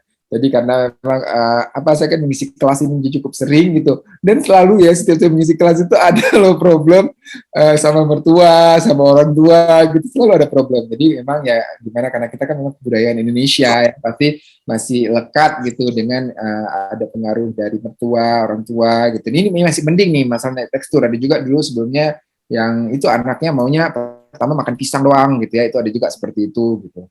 Nah, jadi ini adalah kalau bisa sih kita ya duduk bareng-bareng, kemudian ngobrol bareng-bareng ya, kemudian ya kalau bisa kalau misalnya sempat ikut atau ini ada rekamannya nanti bisa ditujukan juga gitu ke mertuanya gitu ya, bahwa kan kita sebenarnya ilmu pengetahuan itu kan semakin lama semakin berkembang gitu ya. Jadi yang dulu mungkin benar sekarang udah kurang tepat seperti itu. Nggak kita bilang salah, kurang tepat ya. Nah, jadi termasuk di sini untuk naik tekstur. Jadi naik tekstur ini dari beberapa literatur itu memang penting gitu, karena sebenarnya dia tidak hanya untuk naik tekstur aja iseng, tapi sebenarnya itu melatih untuk oromotor anak, itu yang pertama. Oromotor itu nanti berpengaruh terhadap kemampuan makan, kemampuan bicaranya. Yang kedua juga dia untuk melatih pertumbuhan gigi anak dengan naik tekstur secara bertahap ya. Nah, cuma memang perlu diperhatikan bahwa naik tekstur ini dia nggak bisa langsung. Jadi awalnya misalnya kemarin itu 8 bulan 29 hari dia masih bubur halus, kemudian pas di 9 bulan langsung bubur kasar, nggak seperti itu. Tadi saya bisa menggunakan metodenya adalah misalnya makan paginya masih halus, siangnya kasar, malamnya halus lagi, coba 1 minggu misalnya. Kemudian baru berikutnya paginya halus, siangnya kasar, malamnya kasar, coba 1 minggu ya, itu bisa dilakukan. Atau kalau misalnya kita bikin sendiri empasinya, misalnya kita blender katakan, itu salah satu kelebihan untuk kita empasi buat sendiri adalah kita bisa mengatur sebenarnya seberapa kasar dia, seberapa lembut dia ya. Jadi misalnya biasanya ibu blendernya 10 menit misalnya sampai dia halus banget. Nah, kemudian untuk proses dia naik ke kasar tentunya nggak langsung gitu ya, tapi mungkin kita kurangi periode atau durasi blender 1 menit gitu, sehingga dia agak sedikit lebih kasar. Kemudian lama-lama sedikit lebih kasar lagi. Jadi memang harus benar-benar smooth ya, bertahap banget gitu. Karena kalau misalnya enggak, kadang-kadang itu ada sebagian anak sulit untuk naik tekstur gitu. Sebagian mau untuk naik tekstur gitu. Itu bisa kita lakukan ya. Nah, tapi pada kenyataannya kadang-kadang tadi saya katakan bahwa ada anak-anak yang cepat naik tekstur, ada anak-anak yang lambat naik tekstur ya. Kita harus tetap konsisten, tapi juga ya tadi prosesnya mungkin lebih panjang. Ada anak yang mungkin proses dia bisa adaptasi naik tekstur bisa sampai 1 bulan gitu, akhirnya bisa bubur kasar gitu, ada. Kita ikutin dengan kondisi anaknya.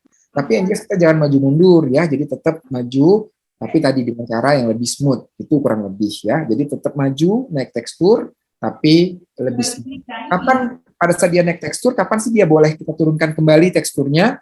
Pada kondisi-kondisi khusus, misalnya lagi sakit, lagi tumbuh gigi, tekstur 2-3 hari ya. Tapi tentunya nggak perpanjangan. Ya. Banyak juga kadang-kadang kita dia tumbuh gigi, tapi turun teksturnya bisa sampai 2 minggu, misalnya, itu nggak tepat.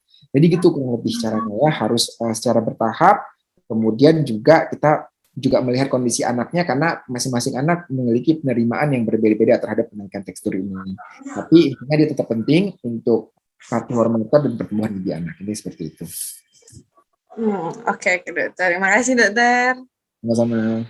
Oke, selamat bertugas lagi ya Mam ya, sambil belajar. Nggak aman ya, banyak lahiran. Oke, selanjutnya kita ke Mam Jojor Sihotang nih, yang sudah dari tadi raise hand. Silahkan Mam. Ya. Dari mana Mam? Mam Jojor nih yang pertama kali raise hand, saya lihat nih. Ya. Betul. Semangat. Terima kasih dokter. Ya, halo Ibu. Mohon maaf sebelumnya, ini saya yang ketiga kali ikut MPASI akademik. Saya sangat antusias. Dan mohon maaf, izin suami saya EDSA juga dok. Oh iya. Masalahnya terlalu banyak bagi anak saya. Saat ini umurnya 8-14 hari. Panjang badannya 63 cm dengan berat badan 6,7 kilo. Jadi permasalahannya sekarang udah ke arah faltering dokter. Oke, Jadi saya coba ini plot ya. Coba plot, tanggal lahirnya berapa, Bu? 11 bulan 12 2021 dokter. 11 bulan 12. 11 bulan 12 tahun 2021. Oke, laki-laki perempuan? Perempuan dokter. Perempuan. Kemudian berapa tingginya? Saat ini dok, Hmm? saat ini 63 cm dokter. 63, beratnya? Beratnya 6,7 kilo. 6,7 ya. Ya, kalau misalnya kita di kurva ini memang dia udah mepet ya di merah bawah ya untuk beratnya. Kemudian untuk tingginya udah mepet di hitam ya. Iya dok. Nah, gimana curhatan? Iya dok, ini saya khawatir ya dok. Maaf ya dok, memang udah banyak konsultasi, tapi kayaknya masih gagal terus dok. Feeding rule udah saya lakukan, terus naik tekstur udah saya lakukan. Cuman anaknya bisa 2-3 sendok aja makannya. Pernah dicek leukositnya bagus dokter. Ini mungkin alergi, tapi alerginya juga kayaknya nggak khas. Paling kalau saya kasih ikan merah-merah dia di daerah pipi, sama pipinya juga sebelah kanan aja dok, nggak simetris. Dan di daerah mulut itu juga nggak terlalu khas ya dok. Curiga suami saya sih itu ke arah alergi, jadi dikurangin aja atau dihilangkan atau dihindari makanan yang menyebabkan alergi. Saya coba untuk makan makanan yang tidak terlalu mencetuskan alergi seperti daging ayam atau daging sapi. Itu sih oke dok, cuman 2-3 sendok aja bisa anak saya gitu dok. Jadi mohon bimbingannya dok, karena saya udah frustasi nih dok, bingung saya sebenarnya, udah segala cara saya lakukan, segala cara juga saya ikutin gitu dok. Oke ya, jadi ini kan pada kondisi khusus ya, berarti dia bisa mungkin ada alergi, kemudian bisa posisinya mungkin small eater juga ya, karena hanya berapa sendok dia mau. Nah pada kondisi ini ya, kalau misalnya konsultasi ke saya, tapi mungkin nanti bisa tanya juga ke suaminya, kan kita coba pakai yang namanya 5 langkah asuhan nutrisi ya. Yang pertama kan 100 gizi kita udah tahu. Kemudian yang kedua kita hitung kalorinya, kita hitung kalori, berapa sih kalori untuk berat badan idealnya saat ini. Jadi kita berat badan ideal itu nggak langsung naik muluk-muluk untuk berat badan berdasarkan umur, tapi kita naiknya itu adalah ke berat badan berdasarkan tinggi badan. Jadi kalau untuk saat ini, misalnya kita lihat di kurva BB per TB, itu kan dia sebenarnya saat ini dia di garisnya ada di garis hijau kalau BB per TB ya. Nah tapi kita lihat untuk height age, ada height age-nya. Height age-nya adalah sekarang masih di usia kurang lebih 4 bulan. Jadi kalori yang kita butuhkan adalah 120 kali berat badan ideal saat ini, jadi bukan 110 hitungannya. Jadi misalnya saat ini tadi dia kan di hijau sebenarnya kalau BB per TB-nya, tapi dia fail to thrive ya, 6,7. Maka kita lihat di sini 6,7 kita kali dengan 120 karena sesuai dengan head age-nya 4 bulan, maka butuh 800 kalori misalnya. Nah, jadi harusnya normalnya pada usia 8 bulan ini kan dia empasi itu baru 30% ya. 70% itu dia masih membutuhkan ASI gitu. Nah, ASI 70%, nah sekarang ASI-nya berapa nih? Ibu punya gitu ASI-nya 0,7. Ya, saya juga pekerja kan dok, working woman. Jadi kemarin udah dicoba infantrini yang cair dokter, katanya cair lebih bagus dari bubuk. Cair paling dapatnya 2 botol sehari dokter. Di lain itu ya berarti ASI saya dokter. Oke. Jadi kan kalau misalnya kita bilang 800 kali 0,7 berarti 560 bagi 0,67, kita perlu kalau dia ASI ini sekitar 830 ya totalnya. Nah kalau misalnya kurang dari itu tadi udah benar, kita bisa memberikan infantrini. Nah jadi sebenarnya prinsipnya adalah gini, dia tuh seperti uang ya. Jadi untuk mencapai 560 kalori ini, kita perlu, kalau infantrini itu kan 1 cc 1 kalori. Jadi dia perlu 560 cc infantrini, kalau full infantrini. Kalau misalnya ibu kasih 2 kali infantrini, misalnya, maaf nih merek ya, susu tinggi kalori ya. Misalnya kasih susu tinggi kalori. Ibu susu tinggi kalori sekali ngasihnya berapa? 1 botol bisa dok, 125 cc dok. 125, berarti kalau 2 250 ya, kurang 250. Nah pertanyaannya apakah kita berarti masih butuh 300 kalori dari ASI? Apakah ASI-nya itu cukup untuk memenuhi sekitar kurang lebih 460 cc per harinya untuk susu? Untuk ASI-nya, ada nggak segitu? Artinya kalau misalnya ada segitu berarti cukup. Tapi kalau nggak ada segitu, berarti mungkin perlu 3 kali untuk si tinggi kalorinya 2 kali yang asinya gitu. Sehingga kita bisa dapetin ya 560 kurang 375. Oke, sehingga 560 kurang 375 sehingga butuh kalori asinya 185 bagi 0,67 berarti butuh asinya sekitar tinggal 300 cc gitu. Kalau kita berikan si infanterinya 3 kali. Misalnya seperti itu. Itu untuk dari segi 70% yang dia si asinya. Kemudian dari segi 30% untuk empasinya tadi kan udah benar ya Ibu udah ngasih yang tinggi kalori artinya udah ditambahkan butter misalnya, kemudian udah ditambahkan juga dengan santan dan lain gitu ya, ada sumber prohe pronanya misalnya untuk nambah juga untuk tinggi badan karena tinggi badan kita juga detailnya kita perlu namanya hitung protein energi rasio PR rasio ya, itu harus tinggi agak tinggi proteinnya kalau kita mau dia tinggi badannya oke. Nah kemudian selain itu untuk kalorinya kita juga perlu evaluasi ya, kalau misalnya ke saya biasanya saya cek juga urin ya, kemudian saya cek juga darah misalnya ada anemia atau enggak, pasti udah dicek ya darah nggak ada anemia ya? Nggak anemia, HB-nya kemarin 12. ISK atau kultur urin udah pernah dicek belum? Kalau kultur sih belum dokter. Itu juga kadang-kadang silent infection seperti ISK bisa terjadi pada anak-anak usia segini gitu. Nah untuk alerginya gimana? Untuk alergi sebenarnya kalau kita mau tahu secara detail kita bisa namanya pemeriksaan IgE spesifik di darah gitu. Ada 42 jenis panel IgE yang kita bisa periksa di darah. Jadi kita tahu secara detail apa sih kemungkinan dia alergi. Pertama ada alergi atau enggak, yang kedua kalaupun alergi jenis apa gitu makanannya gitu ya, itu bisa kita periksa. Kadang-kadang ada alergi bahan-bahan makanan yang kita nggak duga, misalnya ada bawang putih lah atau mungkin bawang merah yang ternyata dia alergi terhadap jenis bahan makanan tersebut gitu. Kita bisa periksa untuk panel IgE ya, IgE spesifik di darah itu bisa kita periksa ya. Itu satu persatu. Nah, ada hal-hal yang lain kalau misalnya itu udah kita periksa ternyata nggak bisa juga ya, nggak naik juga. Ada satu lagi yang sering dilupakan ya, termasuk dilupakan dokter anak kadang-kadang, yaitu ada kondisi yang namanya renal tubular acidosis. Renal tubular acidosis itu adalah kondisi tubuhnya itu asam karena ginjalnya terlalu banyak mengeluarkan bikarbonat. Nah, cara pemeriksaannya adalah kita pemeriksaan AGD dan elektrolit darah. Nah, kalau kita temukan dia kondisinya asidosis, ya, kemudian ada gangguan elektrolit baik kaliumnya rendah ataupun tinggi, itu disebut sebagai renal tubular acidosis. Renal tubular acidosis ini dia sering banget juga salah satu membuat anak-anak itu nggak tumbuh gitu karena tubuhnya itu kondisinya asam. Nah itu bisa dicek juga gitu. Jadi tingginya nggak optimal, beratnya nggak optimal. Baik. Itu kurang lebih yang sering kadang-kadang dilupakan selain cacingan dan lain ya. Renal tubular acidosis. Coba diskusi sama suami. Kira-kira mungkin nggak ya ini RTA gitu untuk diperiksa lebih lanjut. Itu kurang lebih ya. Tapi ini kayak butuh diskusi lebih panjang lagi. Tentunya mohon maaf kalau nggak menjawab semuanya ya. Tapi ya dok. Iya. Mungkin ada rekomendasi dok DSA di Pekanbaru dokter? Atau konsultan apa ya dok? Ya nutrisi atau perkembangan anak ya, nutrisi ya lebih cocok sih ini ya. Nutrisi ya dok. Baru nanti saya coba ini dulu deh, saya coba searching dulu ya siapa yang di sana. Makasih banyak ya dok, mohon maaf sudah banyak merepotkan. Ya. Terima kasih. Sama-sama. Tetap semangat untuk Mam Jojor Sihotang, tentunya Mam sudah memberikan yang terbaik. Jadi tepuk tangan dulu ya Mam ya, semangat Mam. Oke.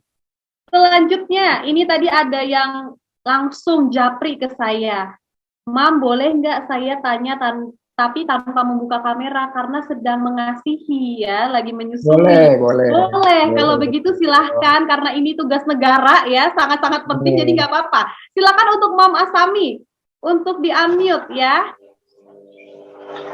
Iya, halo, selamat malam dokter, selamat malam. Dari mana semuanya? Nih, Mam?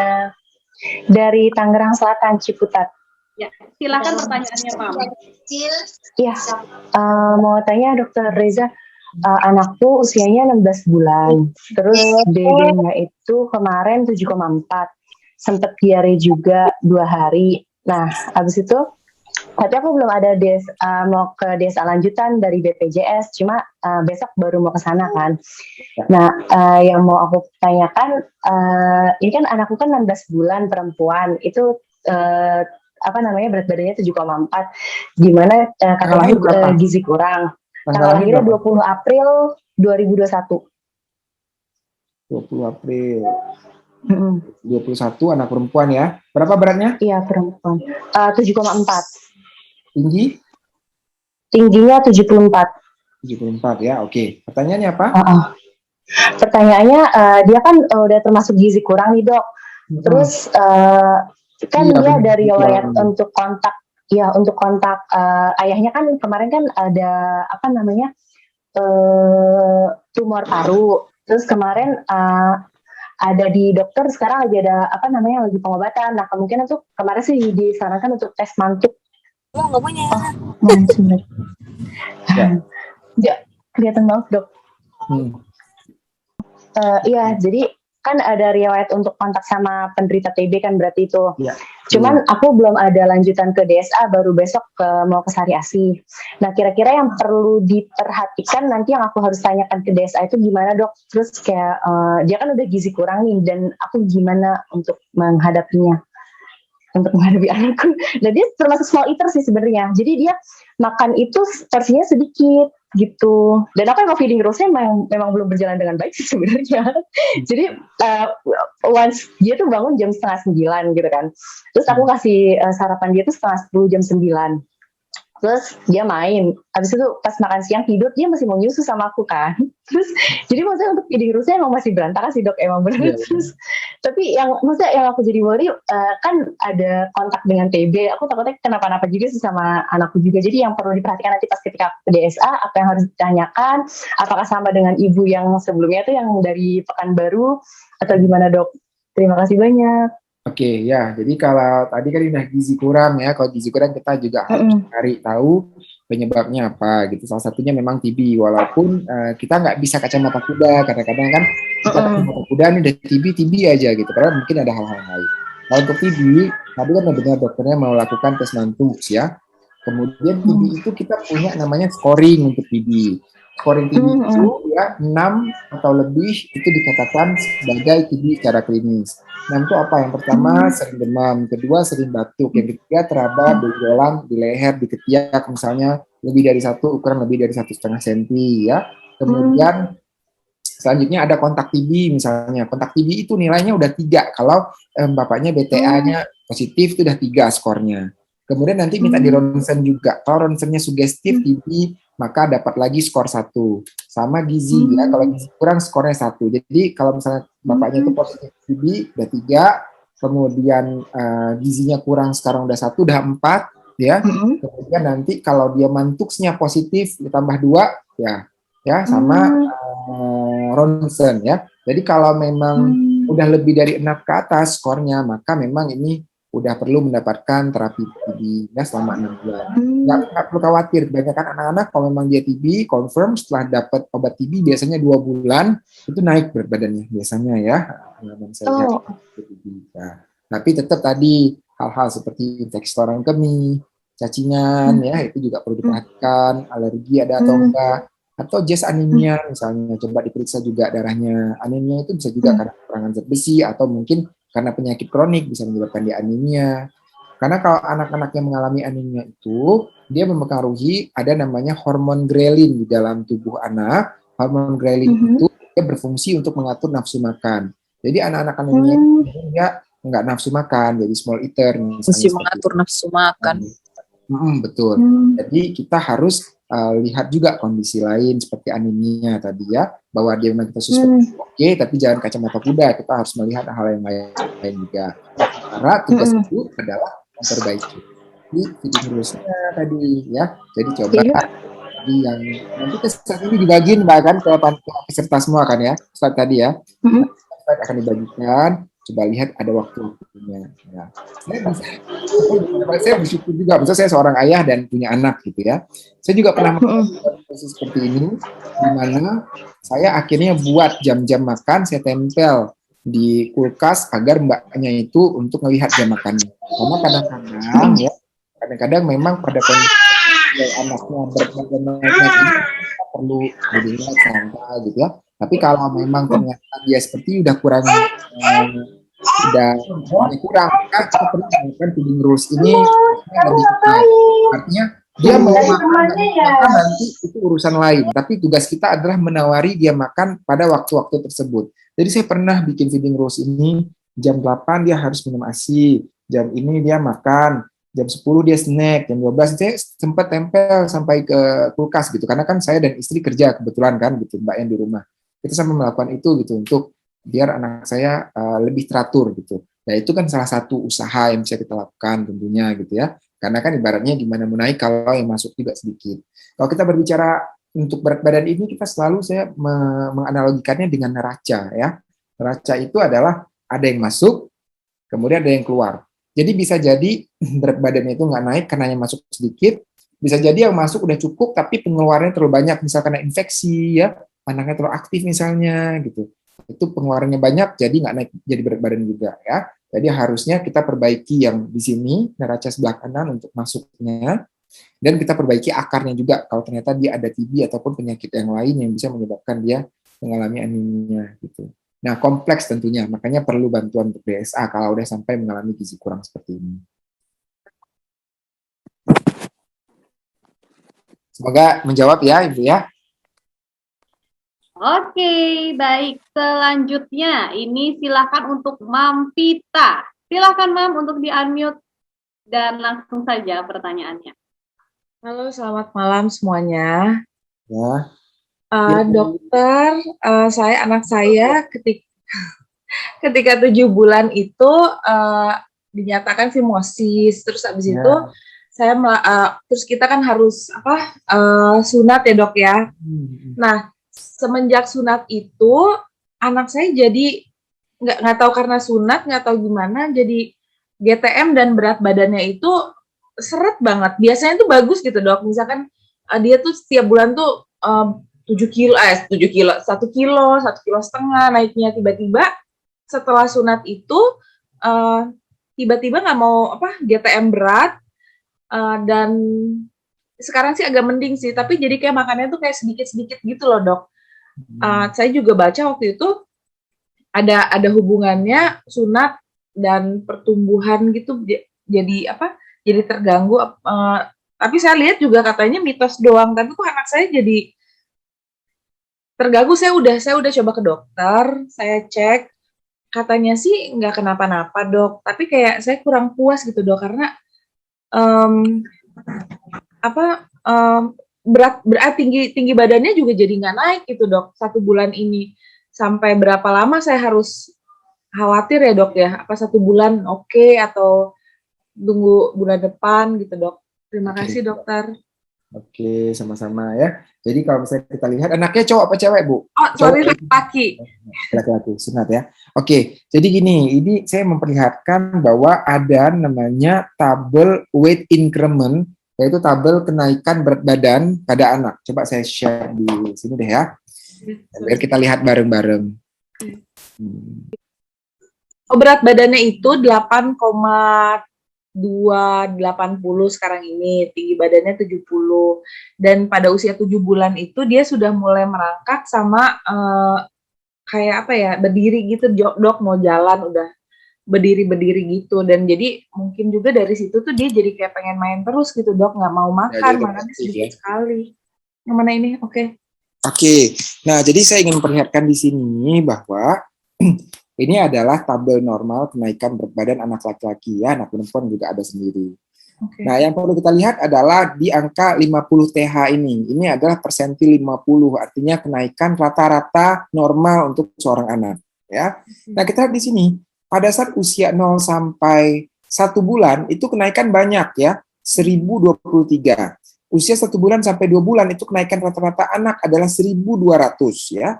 Tapi kita lihat makin lama itu kenaikan berat badan secara normal, ini kan normal ya, itu memang nggak sebanyak di awal. Jadi sehingga ketika dia 7 bulan mau ke 8 bulan, dia cuma naik 300, nah itu sebenarnya masih sesuatu yang normal. Jangan kita mengharapkan dia akan naik sekilo setengah seperti awal-awal dulu. Memang secara natural nggak seperti itu gitu ya. Begitu juga dengan anak perempuan. Jadi kita lihat ini secara normal, memang kenaikan berat badan anak itu akan perlahan-lahan dia akan menurun gitu. Nah, ini masih normal. Jadi usia 11 bulan ke 12 bulan dia naiknya cuma 250, itu normal, ya. Usia setahun ke 2 tahun, setahun ke usia 2 tahun ke 2 tahun 1 bulan cuma naik 100 atau 150, itu masih normal, ya. Jadi itu yang pertama. Terlepas dari kondisi anaknya nggak mau makan, ya. Kemudian yang kedua, kalau misalnya dia nggak mau makan, yang jelas nggak berhubungan dengan dia sunat, ya. Justru kalau dia fimosis, dia ada risiko ISK, itu yang menyebabkan dia nggak makan atau sulit makan sehingga berat badannya nggak naik, ya. Dengan dia disunat, kan kemungkinan dia ISK akan lebih rendah sebenarnya karena dia udah sunat, ya. Dia otomatis bukan problemnya dari situ gitu yang menyebabkan dia nggak mau makan. Bisa jadi hal yang lain tadi, entah faktor organik, ya, rasanya mungkin bosan, variasi makanannya, atau ada sariawan, atau tumbuh gigi, usia 7 bulan sering banget tumbuh gigi, ya.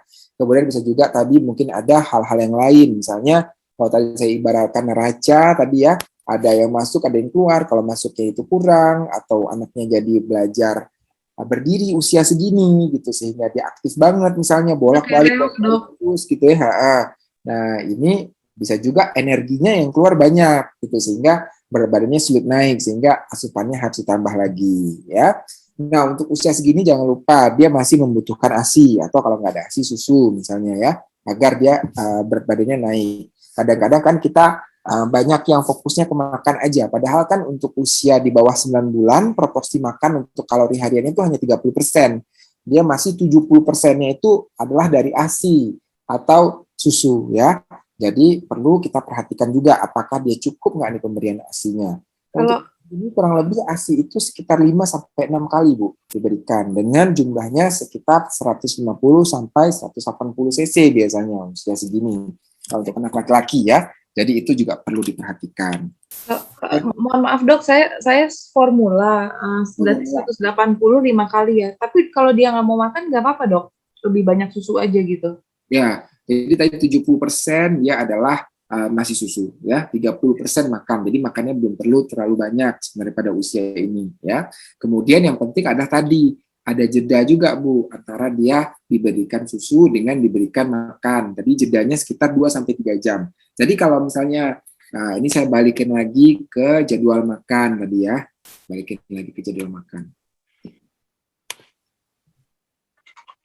Nah, jadi intinya adalah anak itu makannya 8 kali per hari. Makan itu artinya termasuk susu, ya, di situ termasuk snack 8 kali per hari.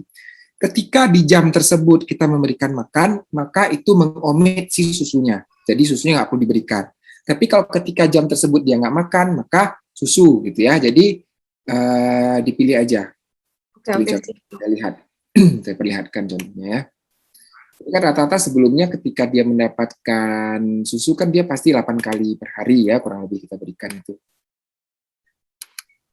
Soalnya apa beda-beda ya dok. Jadi kadang-kadang kalau ibu-ibu baru suka galau-galau gitu dok. Iya benar, ya benar. Oke.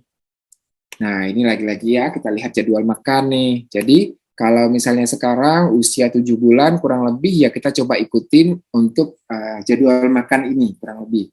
Nah, tapi kita lihat kan ASI di sini masih 1, 2, 3, 4, 5, 6, ya. Jadi itu kita 6 kali sebenarnya untuk usia segini. Dia kan snacknya baru 1 kali, makan 3 kali misalnya. Dok, maaf 1 menit dok. Ya. Nah, ya. Jadi kalau misalnya dia diberikan ASI, ya kita jeda 2 jam dari makannya. Begitu kalau dia kasih makan, jeda 2 jam ke ASI-nya. Jangan bentrok. Kalau bentrok maka dia nggak mau. Jadi kurang lebih itu, ya, fimosis nggak menyebabkan anak nggak mau makan, justru sebaliknya kalau sebelumnya ada ISK dengan dia disunat sebenarnya itu akan mengurangi salah satu kemungkinan dia nggak mau makan. Tapi perlu diingat bahwa penyebab anak nggak mau makan itu masih banyak hal-hal yang lain yang perlu kita perhatikan juga, ya. Perhatikan jumlah yang masuk juga, terutama ketika anak udah mulai aktif gitu, karena kebutuhan energinya juga semakin besar. Dan untuk usia di bawah 9 bulan itu proporsinya masih ASI 70%, ya, makannya 30% baru. Usia 9 sampai 12 bulan 50-50, 50% ASI, 50% empasi. Untuk usia 12 bulan ke atas itu sebaliknya, jadi makannya 70%, ASInya 30%. Itu, ya, kurang lebih perlu diperhatikan. Oke, mungkin terima kasih dokter, terima kasih Mbak Trisi, ya, maaf ya. Semangat, ya. Semangat. Makasih. tentunya pertanyaan malam hari ini itu tadi yang terakhir karena melihat waktu yang terbatas. Dan tentunya malam hari ini kita berikan tepuk tangan dulu untuk Dr. Reza Pahlevi, spesialis anak. Terima kasih. Memang kalau narasumbernya Dr. Reza tuh waktu tuh terasa sangat cepat sekali gitu ya. Dokter, sebelum menutup perjumpaan kita di malam hari ini di hari pertama, tentunya silahkan untuk closing statement dok, untuk menyemangati ibu-ibu juga atau mam semua yang ada di sini, silahkan. Oke, jadi intinya adalah makan itu harus ada proses interaksi ya antara orang tua dengan anak, bukan sekedar kita memasukkan makanan ke mulut udah selesai gitu, tapi harus ada proses interaksi. Karena pada saat proses makan itu terbina hubungan juga antara orang tua dengan anak ya. Laku kita, sikap kita saat memberikan anak makan itu akan berpengaruh juga terhadap kedekatan kita dengan anak ke depannya gitu. Yang penting adalah cukup tadi waktunya sesuai, kemudian juga melihat respon anak dan memperhatikan keamanan pada saat memberikan empati. Mudah-mudahan dengan empati yang adekuat, kenaikan berat badan anak bagus, pertumbuhan perkembangannya oke, mudah-mudahan dia bisa menjadi generasi penerus bangsa yang optimal di kemudian hari ya, yang bisa membahagiakan kedua orang tua. Oke, terima kasih Dr. Reza Pahlevi, spesialis anak untuk malam hari ini, tentunya di hari yang pertama. Sukses dan sehat selalu untuk dokter, dan tentunya terus semangat juga untuk memberikan kita ilmu dan membantu seluruh ibu-ibu di seluruh Indonesia atau mam seluruh Indonesia. Terima kasih sekali lagi ya dok. Sampai jumpa lagi di lain waktu. Sama-sama, thank you. Assalamualaikum semuanya. Terima kasih untuk malam hari.